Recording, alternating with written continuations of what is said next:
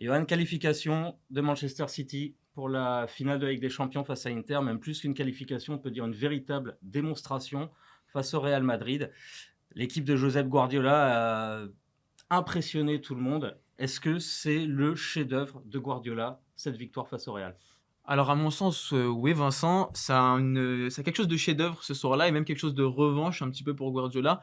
On a beaucoup, parlé ces dernières années à chaque fois qu'il y a eu des grosses éliminations de City en Ligue des Champions, d'un entraîneur qui a beaucoup trop intellectualisé ses équipes, qui faisait des essais un peu parfois farfelus avec, son système.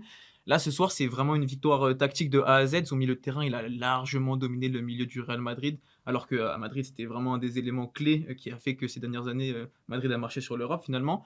Et donc ouais, donc il y a un petit peu ce côté revanchard avec ce système, de milieu de terrain, dans lequel s'intègrent les 2 défenseurs de la défense à 3, Stones, Ake.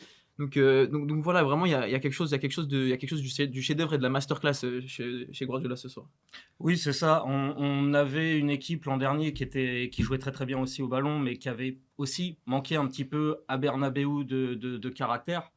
Je crois que ce soir, enfin, sur ce match, il y a un état d'esprit conquérant. Moi, sur la première période, le tout début du match, certains duels physiques, on a vu City répondre.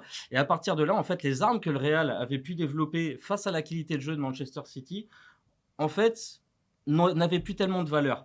City a pu jouer sur ses qualités à partir du moment où ils ont répondu aux défis physiques. Et au fond, c'est un peu ce qui manquait à l'équipe de Guardiola parce que sa qualité de jeu, finalement, depuis qu'il a replacé Stones, en effet, comme tu l'as dit dans l'entrejeu, il a un peu trouvé entre guillemets le remplaçant de Cancelo qui tenait en fait ce rôle de joueur qui apportait la supériorité numérique dans l'entrejeu et permet à City de dominer collectivement.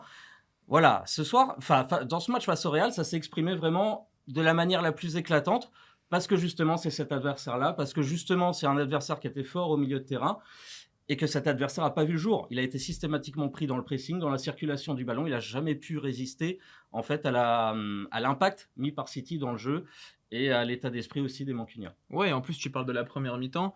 Moi, ce que je trouve dans cette première mi-temps qu'on retrouve un peu, il y a un peu ce côté inéluctable qu'on a pu connaître avec le chef-d'œuvre de Guardiola, avec le Barça en 2009, contre Manchester.